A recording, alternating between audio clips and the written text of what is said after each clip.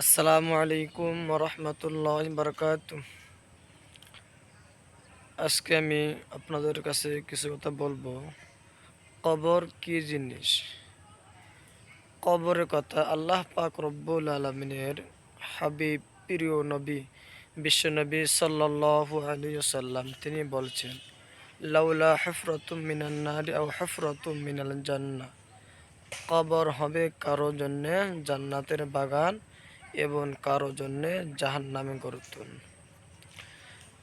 এই জন্য ভাই মোহতরম দোস্ত আজিজ, এই কবরখানা এরকম একটা কবর, যে বান্দা বান্দি নেক আমল করবে, নেক আমল করে যেত, যদি নেক আমল করার পর যদি কবরে যেতে পারে, তার জন্য কবর তেনার সঙ্গে ভালো আচরণ করবে।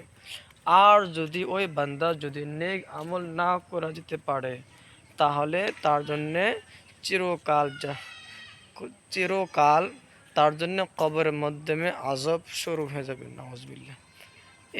এই জন্য ভাই মুহতারাম দোস্ত আজিজ, আপনারা দেখেন, এটা হয়েছে দারুল উলুম বাতাওয়ারি মাদ্রাসা, তার বগলে কবরস্থান, বাতাওয়ারি মাদ্রাসার কবরস্থান। এই কবরস্থান দেখে অনেক মানুষ হয়ে আছে, অনেক কবরস্থ মানুষ হয়েছে। এই জন্য সবার অন্তরে এটা ভয় থাকতে হয় যে এই কবর, এই কবরের মধ্যে আমাদের সবাই একদিন যেতে হবে। এই জন্যে যদি আমরা যদি এটা চিন্তা ধারণা ফিকির করি যে আল্লাহ, এই কবরের মধ্যে চিরকাল থাকবো, চিরকাল থাকবো, এই জায়গায় কোনো সাথী নেই, ভাতি নেই, অন্ধকার, অন্ধকার, একা একা থাকবো।